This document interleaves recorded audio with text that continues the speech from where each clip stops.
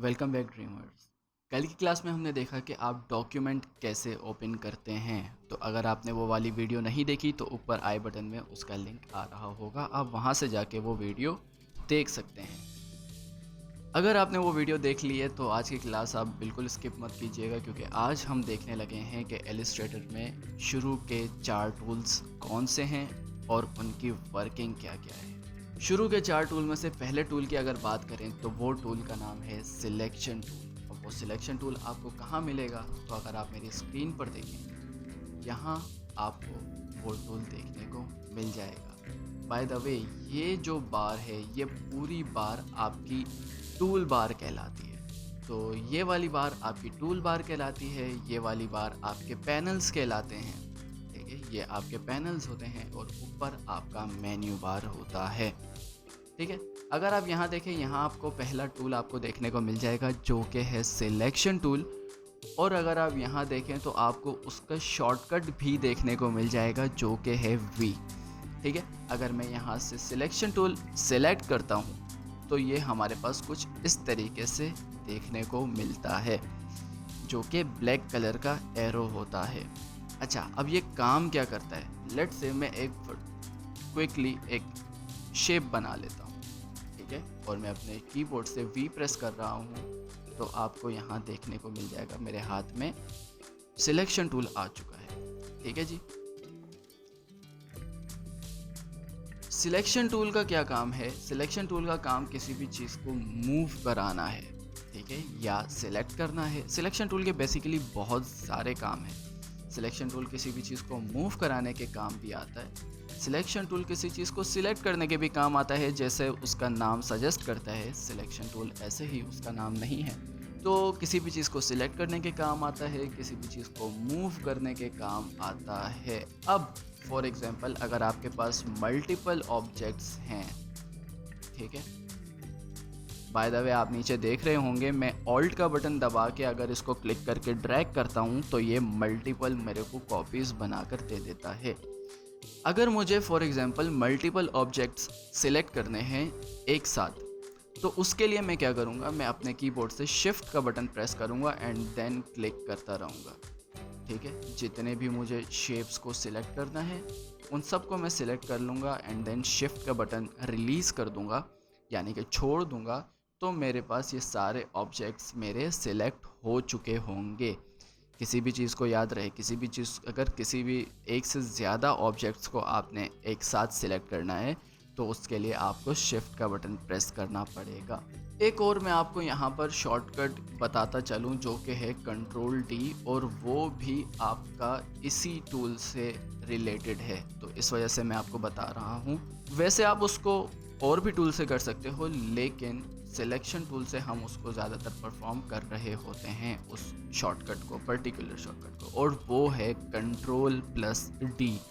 अब ये control plus D करता क्या है? अच्छा, डी फॉर डुप्लीकेट, जैसा उसका नाम सजेस्ट करता है, डी फॉर डुप्लीकेट, वो कॉपीज़ बनाता है ऑब्वियसली, लेकिन किस तरह से कॉपीज़ बनाता है वो चीज़ बड़ी इंटरेस्टिंग है। तो वो चीज़ मैं आपको बताता चलूँ कि लेट से मैंने यहाँ पर इसकी एक कॉपी बना ली, और वो कॉपी मैं कैसे बना रहा हूँ, मैं ऑल्ट का बटन प्रेस कर रहा हूँ, ऑब्जेक्ट के ऊपर क्लिक कर रहा हूँ, क्लिक रिलीज़ नहीं करना, एंड इसको पकड़ के मैं ड्रैग कर रहा हूँ नीचे की तरफ या आगे पीछे कहीं भी। अगर आप साथ ही शिफ्ट का बटन दबा दें तो ये स्ट्रेट नीचे आएगा, यानी कि सीधा नीचे आएगा।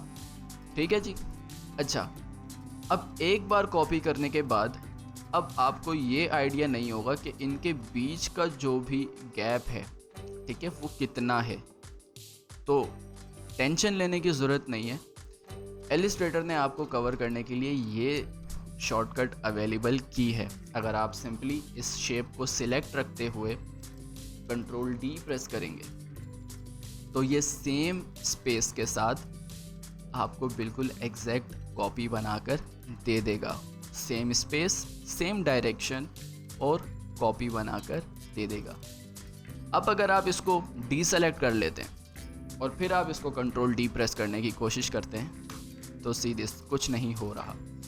लेकिन अगर आप ये सोच रहे हैं कि आपको दोबारा से आप इसको ऑल्ट दबा के और इसको कॉपी बनाना पड़ेगा, तो आप गलत हैं। ठीक है। अगर आप इसको दोबारा से सिलेक्ट कर लेते हैं और फिर इसकी कंट्रोल डी दबाते हैं तो ये आपको सेम उसी तरीके से कॉपीज़ बना के देना दोबारा से शुरू कर देगा।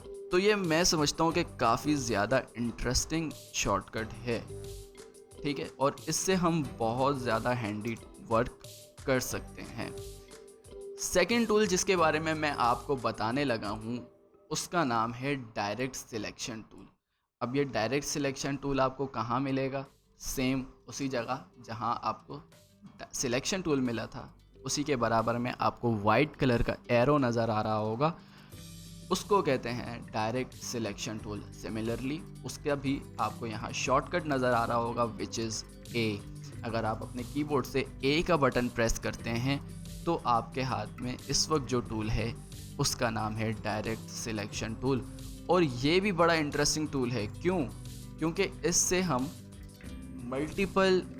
हम पॉइंट्स जो है शेप के वो एडिट कर सकते हैं या उनको मैनिपुलेट कर सकते हैं। अब फॉर एग्जांपल मैं ये चाह रहा हूँ कि इस रेक्टेंगल का ये वाला जो पॉइंट है ये मुझे अंदर की तरफ चाहिए या मुझे बाहर की तरफ चाहिए, या फॉर एग्जांपल मुझे इसको राउंड करना है। तो अगर आप यहाँ गौर से देखो तो आपको यहाँ एक छोटा सा सर्कल नज़र आ रहा होगा, ठीक है।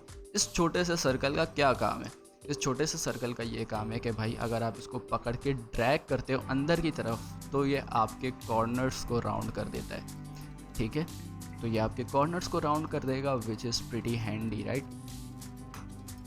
लेकिन अगर आपको इसके कॉर्नर्स को राउंड नहीं करना और आपको इसके कॉर्नर्स को लेट से अंदर की तरफ पुश करना है या अंदर की तरफ दबाना है तो भी आप इसी टूल से वो काम कर सकते हैं। सिंपली आपने इस कॉर्नर के इस पॉइंट को सिलेक्ट कर लेना है और इसको ड्रैग करके आप अंदर की तरफ ले आएँ तो सी दिस ये एक एरो टाइप कुछ बन गया है, जिसको आप एरो हेड भी बोल सकते हो। ये ऑलमोस्ट उसी की तरह दिख रहा है। तो इससे आप कोई भी पॉइंट मैनिपुलेट कर सकते हो। आप चाहो सारे पॉइंट्स इंडिविजुअली भी मैनिपुलेट कर सकते हो, और अगर आप चाहो तो कोई भी 2 पॉइंट या 3 पॉइंट या जितने भी पॉइंट आप चाह रहे हो उन सबको आप एक साथ भी मैनिपुलेट कर सकते हो। जस्ट सिंपली आपने इसको क्लिक कर लेना, या तो आप ड्रैग कर सकते हैं लाइक दिस, या फिर आपने एक एक करके क्लिक करना है। और याद रहे सेम मेथड है जिस तरह डायरेक्ट सिलेक्शन टूल में था, सिलेक्शन टूल में था, उसी तरीके से डायरेक्ट सिलेक्शन टूल में भी है।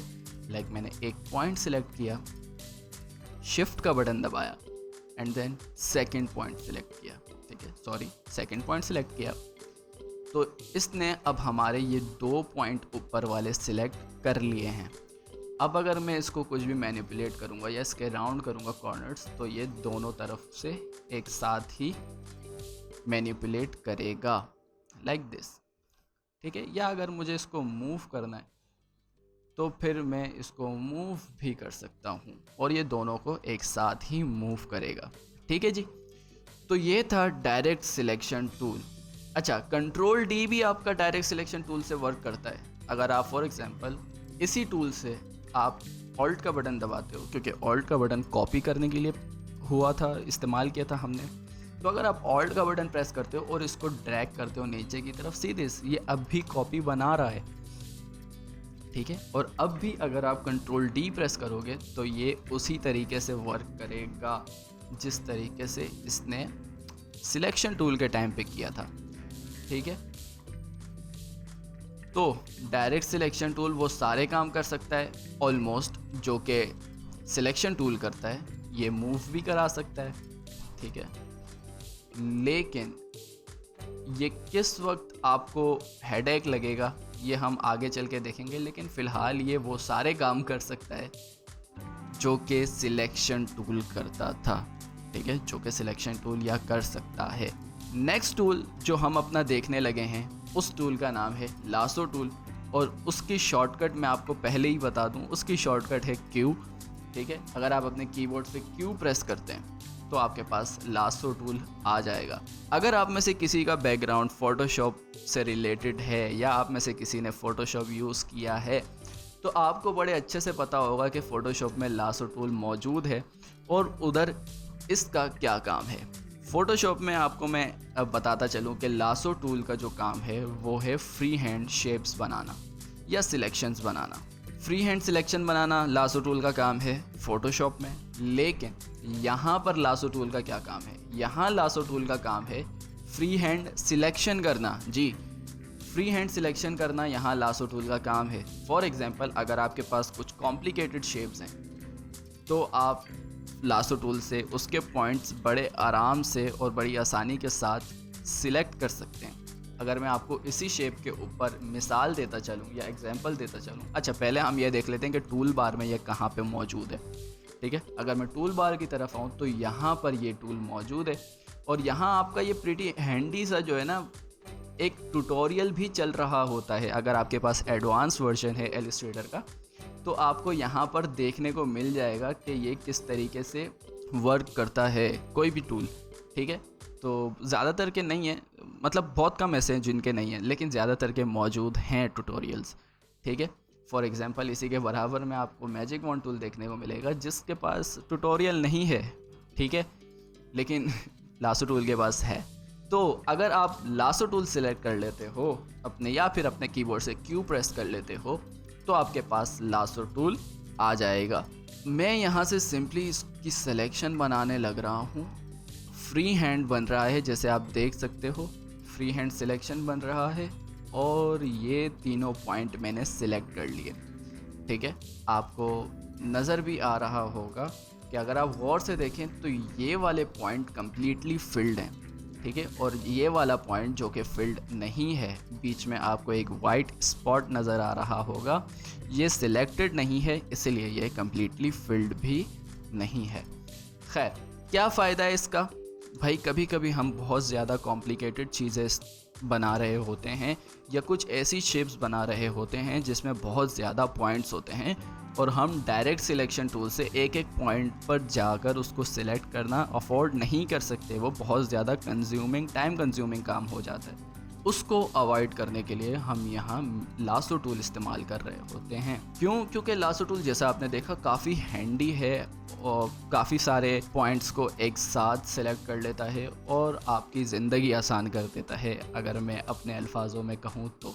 अब सिंपली पॉइंट्स आपने सिलेक्ट कर लिए हैं, लासो टूल से बाहर आ जाएं, डायरेक्ट सिलेक्शन टूल्स या सिलेक्शन टूल जो भी आपको मर्जी सिलेक्ट कर लें। मैं प्रेफर करता हूँ आप डायरेक्ट सिलेक्शन टूल पे जाएं, क्योंकि सिलेक्शन टूल फिर से कंप्लीट शेप को टारगेट करता है। डायरेक्ट सिलेक्शन टूल सिलेक्ट कर लो और यहाँ से आप इसको अब मैनिपुलेट कर सकते हो, या अगर आप चाहो तो इसके अगेन पॉइंट राउंड भी कर सकते हो। तो ये डायलॉग बॉक्स टाइप आपके पास कुछ बन गया। खैर टोटली अनइंटेंशनल, लेकिन बन गया।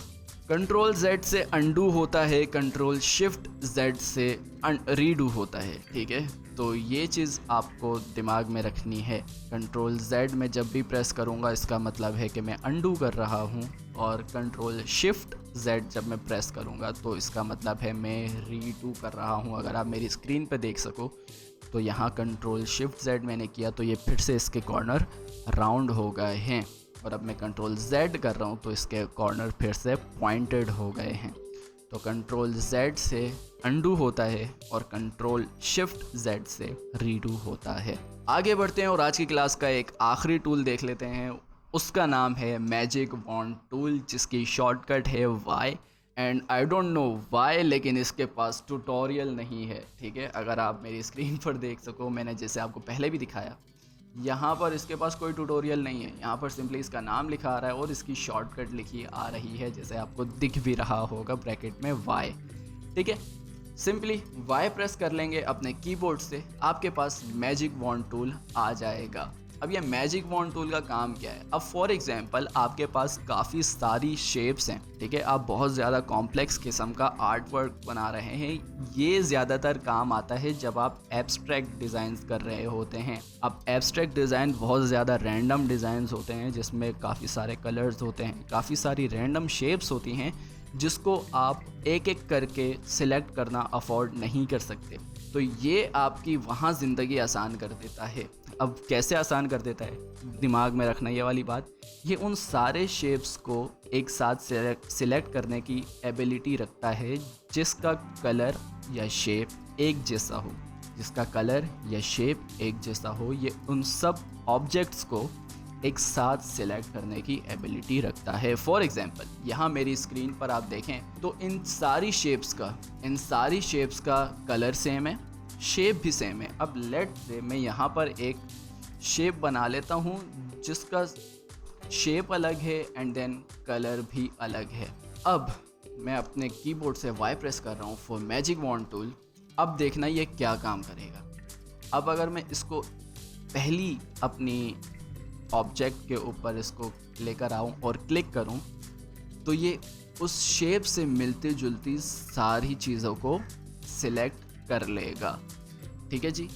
अगर फॉर एग्जांपल आप कोई ऑब्जेक्ट या कोई कैरेक्टर बना रहे हैं जिसमें बहुत ज़्यादा कलर्स हैं और आप कोई पर्टिकुलर कलर सेलेक्ट करना चाह रहे हैं तो आप वो भी इस टूल से सिलेक्ट कर सकते हैं। आपने सिंपली अपने कीबोर्ड से Y प्रेस करना है एंड देन क्लिक करने के बाद आप अपने सिलेक्शन टूल या डायरेक्ट सिलेक्शन टूल के पास आ जाएं एंड देन उसको आप इजीली मूव करा सकते हैं। सीधे ये वाले शेप्स सारे मूव हो रहे हैं वाइट वाले, लेकिन ये ग्रीन सर्कल जो है ये अपनी जगह पे मौजूद है और ये सिलेक्ट भी नहीं हुआ था। क्यों नहीं हुआ था? क्योंकि मैजिक वॉन्ड टूल ने इसको डिटेक्ट नहीं किया, क्योंकि ये इन शेप्स से डिफरेंट है। ठीक है, तो इस वजह से ये सारे शेप सिलेक्ट हो गए और ये सिलेक्ट नहीं हुआ। होपफुली आपको ये क्लास समझ आ रही होगी, ये चीज़ जो मैं बताने की कोशिश कर रहा हूँ। बात कर लेते हैं लास्ट अपना मैजिक वॉन्ड टूल के और मज़ीद ऑप्शंस की। फॉर एग्जांपल आपको एक्यूरेसी चाहिए। ठीक है, अगर आप चाह रहे हैं फॉर एग्जांपल अगर मैं यहाँ आपको कुछ मिसाल देता चलूँ कि ये कम्प्लीटली वाइट है। ठीक है, इसको मैं चेंज कर लेता हूँ, इसका कलर मैं इससे थोड़ा सा डिफरेंट कर लेता हूँ। ठीक है, एंड बाकी चीज़ों को, बाकी सब शेप्स को मैं एक जैसा कलर रख लेता हूँ। ठीक है, अब मैं मैजिक वॉन्ड टूल सिलेक्ट कर रहा हूँ एंड देन क्लिक। इसने अब भी इसको सिलेक्ट कर लिया, लेकिन मैं तो ये नहीं चाह रहा था। मैं ये चाह रहा था कि ये सिर्फ वाइट को सिलेक्ट करे, लेकिन इसने, आप देख सकते हैं, इसने इस ऑफ वाइट को भी सिलेक्ट कर लिया या इसने इस ग्रेइश वाइट को भी सिलेक्ट कर लिया। ठीक है, ये चीज़ मैं नहीं चाह रहा, तो अब मुझे इसकी एक्यूरेसी को छेड़ना पड़ेगा। अब वो कहाँ मिलेगी वो हम देख लेते हैं। अगर आप यहीं पे अपने मैजिक वॉन्ड टूल पे यहाँ डबल क्लिक करें, इस टूल के ऊपर डबल क्लिक करें तो आपके पास कुछ इस तरीके का ऑप्शन देखने को मिल जाएगा। अगर आप यहाँ देखें, सारी चीज़ों को इग्नोर करते हुए, जैसे हमने पहली क्लास में किया, सारी चीज़ों को इग्नोर करते हुए आप सिंपली यहाँ आ जाएं अपने टॉलरेंस पे। ठीक है, अगर आप यहाँ से इसकी टॉलरेंस को डिक्रीज़ करते हैं तो इसकी एक्यूरेसी बढ़ जाएगी। ठीक है, अगर आप इसके टॉलरेंस को इंक्रीज़ करते हैं तो इसकी एक्यूरेसी डिक्रीज़ हो जाएगी। इन्वर्सली प्रोपोर्शन है, अगर आप समझते हैं कि इन्वर्सली प्रोपोर्शन किसको कहते हैं। टॉलरेंस बढ़ेगी तो एक्यूरेसी कम होगी और अगर टॉलरेंस कम होगी तो एक्यूरेसी बढ़ेगी। फॉर एग्जांपल मैं यहाँ से इसकी एक्यूरेसी तकरीबन 10 कर लेता हूँ, टॉलरेंस 10 कर लेता हूँ। ठीक है, 10 कर लेता हूँ and then enter. Let's see अब क्या करता है ये। अब मैं सिंपली इस वाइट पे क्लिक कर रहा हूँ, इसने तो अब भी सिलेक्ट कर लिया, विच मीन्स के 10 इज़ नॉट इनफ। ठीक है, मैं अगेन अपने यहाँ से इसकी टॉलरेंस को कम कर रहा हूँ और मज़ीद एंटर एंड देन मैं इसको डी सेलेक्ट कर रहा हूँ एंड देन मैं फिर से सिलेक्ट करता हूँ। अब इसने सिर्फ वाइट को टैकल किया है और ऑफ वाइट को छेड़ा तक नहीं। ठीक है, टच तक नहीं किया, सिलेक्ट नहीं किया। अब जब आप इसको मूव करेंगे तो अब सिर्फ वाइट एरियाज ही मूव होंगे। मैंने दोबारा से बाहर क्लिक कर दिया था, फिर क्लिक कर लें, कोई मसले वाली बात नहीं है। एंड देन सी दिस, सिर्फ आपके वाइट शेप्स ही सिलेक्ट हुए हैं। तो दैट्स इट, आज के लिए बस इतना ही। होपफुली आपको आज की क्लास भी पसंद आई होगी, और अगर आई है तो पिछली क्लास में मैंने नहीं बोला था, ये वाली वीडियो लाइक कर दो, कमेंट करो, शेयर करो, सब्सक्राइब करो। टेक केयर, अपना ख्याल रखो। अल्लाह हाफिज़।